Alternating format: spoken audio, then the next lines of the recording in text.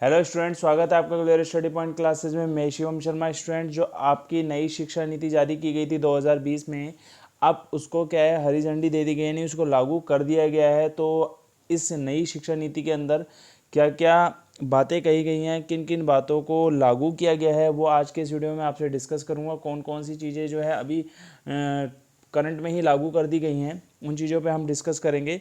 और सारी चीज़ें मैं आपको विस्तार पूर्वक समझा दूंगा कि क्या क्या इस पे किया जा रहा है। ठीक है, तो वीडियो में लास्ट तक मेरे साथ बने रहिए। चैनल पे नए हैं तो चैनल को सब्सक्राइब जरूर कर ले और बेल आइकन को प्रेस कर ले, ताकि आपको इसी तरीके का लेटेस्ट अपडेट मिलता रहे। तो आइए वीडियो को स्टार्ट करते हैं। सबसे पहले पढ़ लेते हैं कि ये नई शिक्षा नीति किस पे आधारित है। नई शिक्षा नीति को कैबिनेट की मंजूरी, यानी इसको क्या कर दिया, लागू कर दिया गया है, दे दी गई है मंजूरी कि अब इसे लागू कर दिया जाए। भारत सरकार द्वारा प्रस्तावित केंद्र सरकार की कैबिनेट की स्वीकृति के 26 साल बाद देश में नई शिक्षा नीति लागू हो गई है, यानी इस नीति को अब क्या है, लागू कर दिया गया है। कैबिनेट ने शिक्षा नीति यानी न्यू एजुकेशन पॉलिसी 2023 को हरी झंडी दे दी। हालांकि इसे 2020 में लागू करने के लिए कहा गया था, पर उस टाइम इसे लागू नहीं किया गया था, बट अब इसे 2023 में क्या कर दिया है, हरी झंडी मिल गई, यानी लागू हो गया है।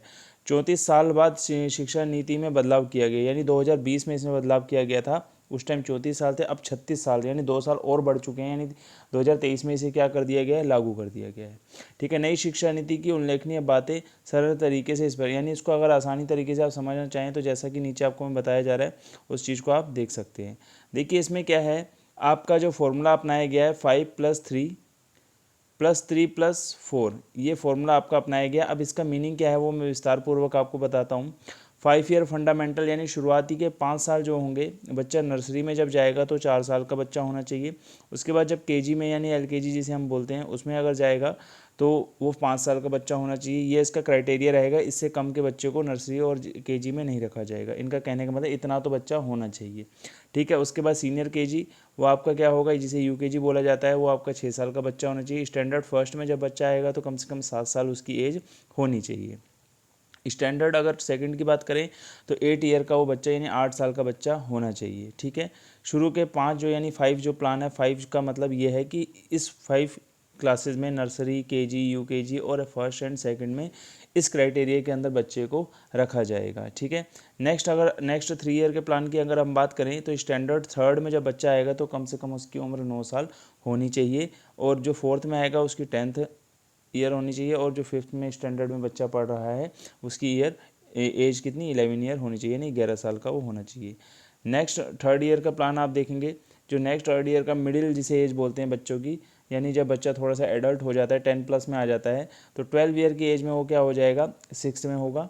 स्टैंडर्ड का 6 रहेगा। स्टैंडर्ड 7th का बच्चा 13 साल का लगभग हो, और 8 में पढ़ने वाला बच्चा 14 साल का होना चाहिए। अब 4 ईयर सेकेंडरी प्लान की अगर हम बात करेंगे, यानी 9, 10, 11, 12 की अगर हम बात करें, तो स्टैंडर्ड 9th में कम से कम बच्चा 15 साल का हो। 10th में सीनियर सेकेंडरी क्लासेस में जो है आपका 16 साल का होना चाहिए। फर्स्ट ईयर जूनियर क्लासेस जिसे आप बोलेंगे, स्टैंडर्ड उसका आपका 17 ईयर का होना चाहिए, और स्टैंडर्ड जो सीनियर ईयर होगा जूनियर क्लासेस का, वो 18 साल आपका होना चाहिए। ठीक है, तो यानी आपका जो 12th में पढ़ने वाला बच्चा जो है आपका, वो 18 साल का लगभग होना चाहिए, और 11th में पढ़ने वाला बच्चा जो है 17 साल का आपका होगा। तो ये था आपका 5+3+4 का फॉर्मूला। ठीक है, 5+3+3 और 4 का जो फॉर्मूला है आपका ये था कि आपका बच्चा नर्सरी से 12th तक इस स्टैंडर्ड में पढ़ेगा। अब आगे जो मेन बात जो आपकी कही गई है, जो आपका 10th का बोर्ड है, उसके बारे में क्या बात की गई है, हमारी मातृभाषा यानी जो हिंदी है उसके बारे में क्या किया गया है कि और अदर जो हमारी लैंग्वेजेस हैं, या इंग्लिश हो गया, अदर लैंग्वेज, उनको किस तौर पे रखा जाएगा, ये सब डिस्कस किया है। 10 का बोर्ड हट गया है, उसमें कैसे कैसे क्या क्या बदलाव हुए हैं, सब आपको मैं बताता हूँ, आगे देखेंगे। अब खास बातें क्या हैं, केवल 12th क्लास में होगा बोर्ड, यानी इसका मतलब क्या हुआ, 10वीं का बोर्ड आपका हट गया है, यानी 10th का बोर्ड खत्म। 10th के बोर्ड की अब कोई टेंशन नहीं है। एमफिल होगा बंद, यानी एमफिल का मीन्स है मास्टर ऑफ फिलोसफी, जो आपका 2 ईयर की एजुकेशन होती थी, जिसे मास्टर प्रोग्राम के नाम से वो करते थे, यानी 2 साल का आपको ये करना होता था, उसके बाद आपको मास्टर की डिग्री मिल जाती थी, यानी जिसे आप जैसे आप पीएचडी समझ सकते हैं। ठीक है, उसको क्या बंद कर दिया, कॉलेज में डिग्री होगी 4 साल की, यानी अब जैसे आप ग्रेजुएशन करते थे पहले 3 साल का होता था, अब वो कितने साल का हो गया, 4 साल का हो गया। और इसके साथ साथ ये भी है, जैसे आप 4 साल का ग्रेजुएशन करेंगे तो आप जो मास्टर डिग्री लेंगे वो आपकी आपकी 1 साल की हो जाएगी। जैसे MA वगैरह अगर आप कर रहे हैं तो वो 1 साल में आपका कंप्लीट आप कर सकते हैं। 10वीं के बोर्ड को क्या कर दिया, बिल्कुल ख़त्म कर दिया गया। 10वीं का बोर्ड अब आपका नहीं होगा, यानी 10वीं के जो बोर्ड परीक्षाएं होती थी उनको ख़त्म कर दिया गया। बोर्ड परीक्षा अब नहीं होंगी।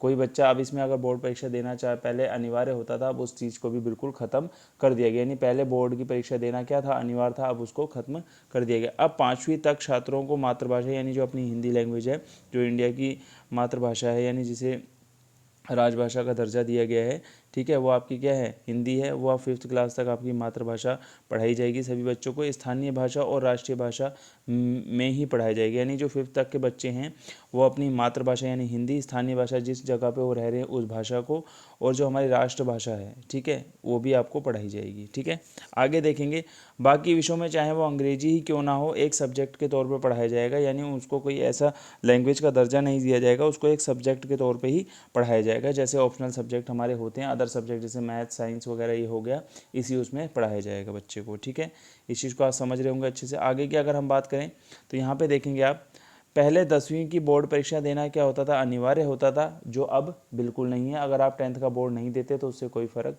नहीं पड़ेगा, ऐसा ये शिक्षा नीति कह रही है। 9वीं और 12वीं क्लास तक सेमेस्टर परीक्षाएं होंगी, यानी 6-6 महीने में जो आपकी परीक्षाएं होंगी उसके अकॉर्डिंग ही आपका परफॉर्मेंस देख के रिजल्ट बनाया जाएगा। स्कूली शिक्षा को 5+3+3+4 फॉर्मूले के तहत पढ़ाया जाएगा, यानी ये क्राइटेरिया आपका लागू किया जाएगा स्कूल में। इसके बाहर कोई भी स्कूल शिक्षा को नहीं दे सके, यानी एजुकेशन पॉलिसी फॉलो नहीं करेगा। यही शिक्षा नीति यानी एजुकेशन पॉलिसी फॉलो की जाएगी, जैसा कि नई शिक्षा नीति के अंदर बताया गया है। आगे की अगर आप बात करें, वहीं कॉलेज की डिग्री 3 और 4 साल की होगी। 3 साल की जो डिग्री है अभी उसमें, यानी ग्रेजुएशन के पहले साल पर सर्टिफिकेट मिलेगा, दूसरे साल पर डिप्लोमा, तीसरे साल पर मिलेगी डिग्री। पर 4 साल की डिग्री इसलिए है कि जो आप मास्टर डिग्री लेते हैं वो आपकी क्या हो जाएगी, 1 साल की हो जाएगी। जो 3 साल का ग्रेजुएशन करेगा वो अपनी डिग्री ले सकता है। तो आज के इस वीडियो में मैंने जो नई शिक्षा नीति की जो मेन बातें थी, जो आपके लिए ज़रूरी थी, वो मैंने आपको बता दी हैं। ठीक है, इस शिक्षा नीति में आपको यही बताया गया है कि कैसे कैसे 10वीं का बोर्ड और 12th का बोर्ड आपका चलेगा। ठीक है, 10वीं का बोर्ड आपका हटा दिया गया, नई शिक्षा नीति में आपका ये चीज़ नहीं होगी। ठीक है, तो आज के इस वीडियो में मैंने यही बताना था आपको कि नई शिक्षा नीति को लागू कर दिया गया है, तो इसके तहत ही आपको आगे पढ़ाई कराई जाएगी। 10वीं का बोर्ड आपका हटा दिया गया है। तो मिलते हैं नेक्स्ट अपडेट्स का, जैसे ही कोई न्यू अपडेट आता है शिक्षा नीति को लेके, तो मिलते हैं नेक्स्ट अपडेट्स का। Thank you.